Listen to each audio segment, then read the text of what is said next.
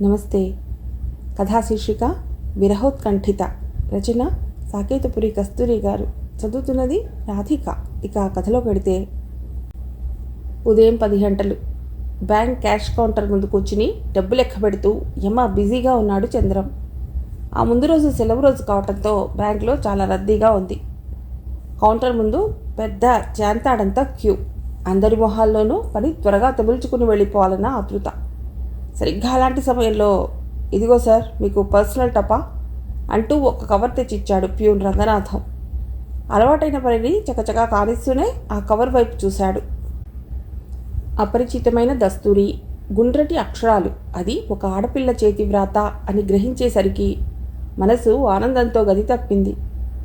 తను కోరుకున్న ఉత్తరం, వారం రోజులుగా ఎదురు చూస్తున్న లేఖ రానే వచ్చేసింది. మనస్సులోనే హుర్రే అని పట్టలేని సంతోషంతో అరిచాడు. ఆ ఉత్తరాన్ని హృదయానికి హత్తుకోమని మనస్సు తొందర చేస్తోంది. పని ఒత్తిడి తగ్గే వరకు ఓపిక పట్టాలి, తప్పదు. డబ్బుతో వ్యవహారం, లెక్కల్లో ఏ కాస్త తేడా వచ్చినా తిరిగి తన తల మీదకే వస్తుంది అని తనను తాను నిగ్రహించుకున్నాడు. అయినా యాంత్రికంగా చేతులు తన పనిని చేస్తుంటే మనస్సు వెనక్కి తిరిగి వారం రోజుల క్రితం జరిగిన పెళ్లి చూపుల దగ్గరికి వెళ్ళి నిలిచింది. ఆనాడు సుకుమారంగా నడిచి వచ్చి ఎదురుగా కూర్చుంది దివ్య. పేరుకు తగ్గట్టుగా ముగ్ధ మనోహరంగా ఉన్న రూపం. ప్రథమ వీక్షణంలోనే ఈమె కోసమే తన ఇన్నాళ్ళు వేచి ఉన్నాడనిపించింది. నీ పేరేమిటమ్మా? అమ్మ కావాలనే ప్రశ్న వేసింది. దివ్య. కోకిల కంఠం తీయగా రాగం తీసినంత మృదువుగా పలికింది. అంతకు మించి అమ్మాయిని ఎక్కువ ప్రశ్నలు వేసి వేధించటం తగదని ఇంటి నుండి బయలుదేరే ముందే తల్లికి చెల్లికి చెప్పాడు. అతడు రచయిత, అతడికి కొన్ని ఆదర్శాలు ఆలోచనలు ఉన్నాయి. ఏమంటావురా అబ్బాయి అన్నట్టుగా తన వైపు చూసింది అమ్మ. తను చెల్లి వైపు చూశాడు. ఆమె మొహం నిండా వెన్నెల్లాంటి నవ్వు నింపుకుని ఒప్పుకోరా అన్నట్టు సైగ చేసింది. తను చిన్నగా నవ్వి సరేనన్నట్లుగా తలూపాడు. అమ్మా, నేను ఒక్క 5 నిమిషాలు ఆ అమ్మాయితో ఒంటరిగా మాట్లాడాలి నెమ్మదైన కంఠంతో తల్లిని అడిగాడు. అతడు అలా అడిగాడంటే అది ఖచ్చితంగా జరిగి తీరాలని తల్లికి తెలుసు. అతడి కోరికని తల్లి వారికి తెలిపింది.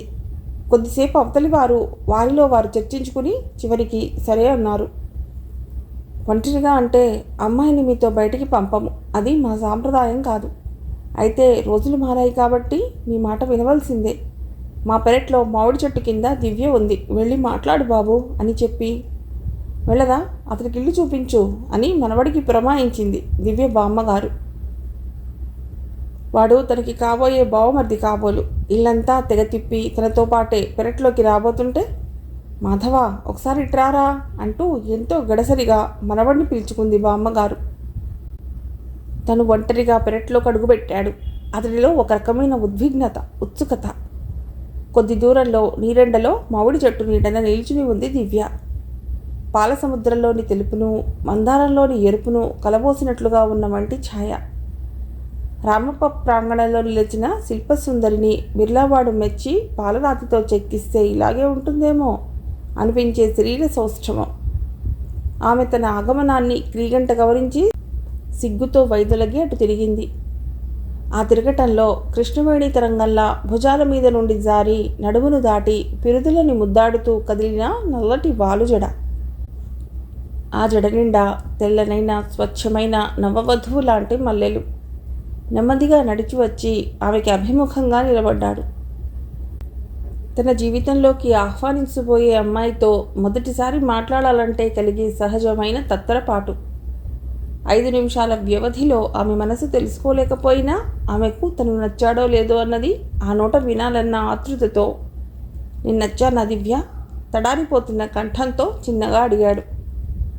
కళ్ళెత్తి అతడి వైపు చూడటానికి బిడియపడుతూ తలను ఊపింది. తల ఊపడం కాదు, ఇటు చూడు, పెదవి విప్పి చెప్పాలి అన్నాడు. 1, 2, 3 నిమిషాలు గడిచాయి. చెప్పు దివ్య. ఆమె తల ఎత్తి ఏదో చెప్పబోయింది. ఇంతలో, దివ్య లోపలికి రామ్మా అన్న బామ్మగారి పిలుపు. తను ఆమెతో ఏం మాట్లాడగలిగాడని అప్పుడే పిలుస్తున్నారు. చికాకుతో పాటుగా ఉక్రోషం ముంచుకొచ్చింది. అక్కడ నుండి పోబోయిన దివ్యతో, ప్లీజ్ దివ్య ఉత్తరం రాయి, కనీసం ఉత్తరంలోనైనా నీ మనసు తెలుపు ప్రాధేయపూర్వకంగా అడిగాడు. దివ్య ఒకసారి తల తిప్పి చూసి సరేనన్నట్లుగా తల పంకించి వెళ్ళిపోయింది.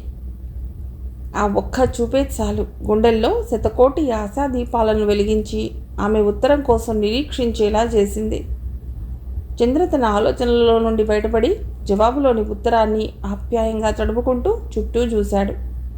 జనం పలుచబడ్డారు. కౌంటర్లో మరో క్యాషియర్ ఉన్నాడు. అతన్ని మిగతా పని మేనేజీ చేసుకోమని చెప్పి కుర్చీలో వెనక్కి వాలి కవరు విప్పాడు చంద్ర. గులాబీ రంగు కాగితం, ముత్యాల సరాల అక్షరాలు. ఆ అక్షరాల వెంబడి అతని కళ్ళు ఆత్రంగా పరుగులెత్తాయి. ఏమని పిలవను? ప్రియతమానా, నా ప్రాణమానా, జన్మజన్మల అనుబంధమానా? ఆ రోజు సాయంత్రం మీరు వెళ్ళిపోయారు.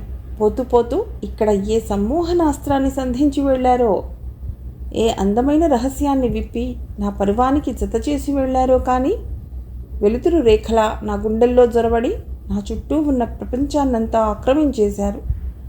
నిన్నటికి నిన్న ఎదనిండా మీ ఊహల బరువుతో అన్యమనస్కంగా ఉన్నానేమో. వదిన ఎంత పిలిచినా పలుకలేదుట. ఇంట్లో బామ్మ దగ్గర నుండి అంతా వేళాకోళమే. వాళ్ళ గోల భరించలేక డాబా మీదకి వెళ్ళాను. గుండె నిండుగా ఏదో ఆనందం. ఆ వెనువెంటనే మీ ఎడబాటు కలిగించిన విషాదం. నాలోని విచిత్రావస్థని చూసిందేమో. ఓ చల్లటి గాలి తెమ్మెర నన్ను ఓదారుస్తున్నట్లుగా వీచింది. నాలోని తాపాన్ని చల్లార్చటానికి అన్నట్లు ఆషాఢ మేఘాలు కదిలి వచ్చేశాయి. ఆ మేఘం కురిపించిన జల్లులకి పులకించిపోతూ అనుకోకుండా మామిడి చెట్టు వైపుకి చూశాను. అంతా నా భ్రమ. కాకపోతే అక్కడ మీరు ఇంకా ఎందుకుంటారు? అయితే నా చూపులని పసిగట్టిందేమో. మామిడి రెమ్మ ముసి ముసిగా నవ్వుతూ పక్కనే ఉన్న దానిమ్మ మొక్క వేసి చూపింది. అదేమో ఎరుపెక్కిన మోముతో నన్ను చూసి పక్కాన నవ్వింది. చూసారా వాటి కొంటెతనం? మనం వాటి నీడని నిలబడి మాట్లాడుకోవటంతోనే కదా వాటికి ఆ మిడిసిపాటు. అయినా వాటికేం తెలుసు కోటి కోరికలు నింపుకున్న కొత్త పెళ్లి కూతురి బాధ. అది చదువుతున్న చంద్రం గుండెదడ హెచ్చింది. ముద్దబంతి పువ్వులా అమాయకంగా కనిపించిన దివ్యలో ఇన్ని ఆలోచనలు దాక్కుని ఉన్నాయా అని అబ్బురపడిపోయాడు. అతడి కళ్ళు సంభ్రమంగా అక్షరాలని అదుక్కుపోయాయి. అంతేనా? ఇన్ని చాలవన్నట్లు మబ్బుల చాట నుండి తొంగి చూసిన చంద్రుడు తన వెన్నెల వేడితో నన్ను అల్లరి పెడుతుంటే విసిగిపోయి నా గదిలోకి వచ్చాను. గదిలోకి రాగానే ఎదురుగా తిలక్గారి అమృతం కురిసిన రాత్రి. నా గది స్వప్నాలతో నిండిపోయింది. నా మది స్వగతాలతో కుంగిపోతోంది. ఇహ రావెందుకు ప్రభు? శంకాకులమైన ఈ రాత్రి సడలిపోతోంది. ఇదిగో చదివారా? అవధరించవెందుకు పరిపక్వమైన నా యవ్వన విన్నపాన్ని నవధరించవెందుకు? అసకృతతిశయోక్తికి శీలమైన నా తను కావ్యాన్ని జాగు చేయకు ప్రభు. కడజాము వచ్చినా తన వెలుగు పారినా నిష్ఫలమివన్నీ. అబ్బా, ఆపదల్లో ఉన్న రమ్యత, ఆ భావాల్లోని లాలిత్యము అనుభూతిస్తుంటే మీరు నా పక్కన లేరన్న బాధ వెయ్యింతలైపోతోంది. అసలు మన మొదటి రేయి. ఈ పుస్తకాన్ని మీకు బహుమతిగా ఇద్దామనుకున్నాను. కానీ ఆ రోజు నేను మీ గదిలోకి వచ్చి రాగానే మీ తొందర, అది చదువుతున్న చంద్రం చేతిలో వణికాయి. ఏదో తెలియని భయంతో చెమటలు పోశాయి. మొదటి రేయి, మొదటి రేయి ఏమిటది? తనకి దివ్యకి ఇంకా పెళ్లి కూడా నిశ్చయం కాలేదు. ఇంతకీ ఇది దివ్య రాసిన ఉత్తరమేనా? ఆకస్మికంగా అనుమానం వచ్చింది. చంద్ర మిగతా అక్షరాలని దాటేస్తూ చివరన చూశాడు. మీ జీవన ప్రణయిని మాధవి. అది చదివి అతడి గుండె ఒక్కసారిగా గుభిల్లుమంది. ఎవరి మాధవి? ఎవరికి రాసింది ప్రణయలేఖ? అతడు కింద పడేసిన కవర్ను అందుకుని అడ్రస్ చూశాడు. ఎస్ చంద్ర, ఆఫీసర్ అని ఉంది. అతడి గుండె అది చదివి ఒక్క క్షణం ఆగిపోయినట్లుగా తోచింది. ఆ ఉత్తరం ఎస్ చంద్రశేఖర్ది. తనకి కొత్తగా పెళ్ళయింది. సముద్రంలో ఉన్న ఆ బ్యాంకులో చంద్రలు, రమణలు, రావులు చాలామందే ఉన్నారు. ఈ పేరుగల వాళ్ళకి కొండకు గుర్తులు పెట్టి పిలిపించుకోవటం పరిపాటి. ఈ సెక్షన్లో ఉన్న తన పేరు చంద్రమోహన్. తన పేరులోని మోహన్ కట్ చేసి చంద్ర అనటం అలవాటు. అలాగే చంద్రశేఖర్ పేరులోని చంద్రాని అవసరార్థం తొలగించి శేఖర్ అంటూ ఉంటారు. ఇంటి పేర్లు ఎస్ కావటం కాకతాళీయకం. ఆమె అడ్రస్లో చంద్రాని రాయటంతో ఈ చిక్కు వచ్చి పడింది. అయినా తనది తప్పే. ఏదో లోకాన విహరిస్తూ అక్కడ అడ్రస్లో క్లియర్గా ఆఫీసర్ అని ఉన్నది చూసుకోలేదు అని తనని తాను తిట్టుకుంటున్నాడు. అసలు విషయం గ్రహించాక నెత్తిన ఐస్ ముక్క పెట్టుకున్నట్లుగా చల్లబడిపోయాడు. 2 నిమిషాల సేపు అతడికి కాళ్ళు చేతులు ఆడనట్టుగా అలాగే కూర్చుండిపోయాడు. తర్వాత నెమ్మదిగా ఆ కవర్ని చేతిలోకి తీసుకుని చూశాడు. నయ్యం, దానిని అస్తవ్యస్తంగా చింపలేదు. తను జాగ్రత్తగా ఆ కాగితాలని మడిచి కవర్లో పెట్టి గుర్తించకుండా అతికించాడు. నెమ్మదిగా శేఖర్ టేబుల్ దగ్గరికి వెళ్ళి, సార్, ఇది మీ ఉత్తరం. పొరపాటున రంగనాథన్ నాకు ఇచ్చాడు అంటూ ఆ కవర్ని అందించాడు. శేఖర్ ఆ కవర్ని అందుకుని చూసి చూడకుండా టేబుల్ సొరగులో పడేశాడు. అది చూసి తేలిగ్గా ఊపిరి పీల్చుకున్నాడు చంద్ర. కానీ తప్పు చేశానన్న భావం, గిల్టీనెస్ అతనిని ఆ రోజంతా వెంటాడింది. దానికి తోడు ఎంత వద్దనుకున్నా అందమైన ఆ ప్రేమలేఖ గుర్తుకొస్తూనే ఉంది. అసలే భావకుడైన అతన్ని కలవరపరుస్తూనే ఉంది. ఆ రాత్రి చంద్రం కళ్ళు మూసినా తెరచినా ఆకర్షణీయమైన ఆ లేఖలోని భావుకత్వం, రసానుభూతి వెంటాడుతూనే ఉంది. డాబా మీద చిరుజల్లులో తడుస్తూ ప్రియుడి కోసం ఎదురుతిన్నులు చూస్తున్న అభిసారిక, పడక మీద బోర్లా పడుకుని తిండిను గుండెలకి ఎదుముకుంటూ విరహతాపాన్ని చల్లార్చుకోవాలని వ్యర్థ ప్రయత్నం చేస్తున్న విరహోత్కంఠిత, మనసున మల్లెల సౌరభం నింపుకుని మేనికి మంచి గంధాన్ని అలముకుని కళ్ళల్లో కోర్కెల అగరత్తులను వెలిగించుకుని ప్రియుడి కోసం సింగారించుకుని కూర్చున్న వాసక సజ్జిక కళ్ల ముందు లీలారూపంగా దర్శనమిస్తోంది.